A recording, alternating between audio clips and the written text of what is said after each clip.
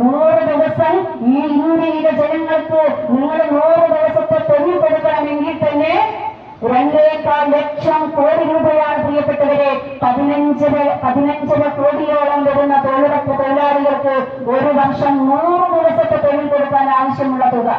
ഒരു വർഷം 100 ദിവസത്തെ തൊഴിൽ കൊടുക്കാൻ 2.25 ലക്ഷം കോടി രൂപ വേണ്ടിവരുമെന്ന കണക്കുകൾ സൂചിപ്പിക്കുന്ന സാഹചര്യത്തിൽ ഈ കഴിഞ്ഞ കേന്ദ്ര ഗവൺമെന്റിന്റെ ബജറ്റിനകത്ത് കേവലം 70,000 കോടി രൂപ മാത്രമാണ് പ്രിയപ്പെട്ടവരെ മാറ്റിവെച്ചിട്ടുള്ളത്.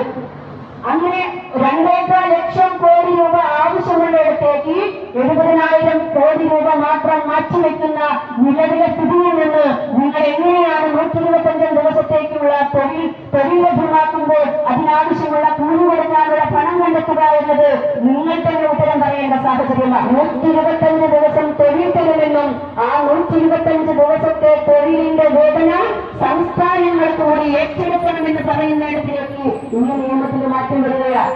നിങ്ങൾക്ക് ഈ നാട്ടിനകത്ത് ഓരോ ഗ്രാമപഞ്ചായത്തിനകത്തടക്കം നടക്കുന്ന മഹാത്മാഗാന്ധി ദേശീയ ഗ്രാമീണ തൊഴിലുറപ്പ് പദ്ധതിക്കകത്ത് ഈ നാട്ടിലെ ജനങ്ങൾക്ക് പോലും അതിന്റെ രൂപീകരണത്തിൽ പങ്കെടുക്കാനുള്ള അവകാശങ്ങളുണ്ടായിരുന്നു.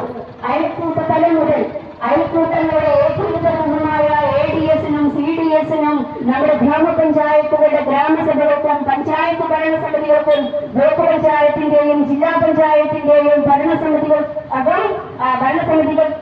അടക്കം ഇതിനകത്ത് ഇടപെടാനുണ്ടായ സാഹചര്യമുണ്ടായിരുന്നു.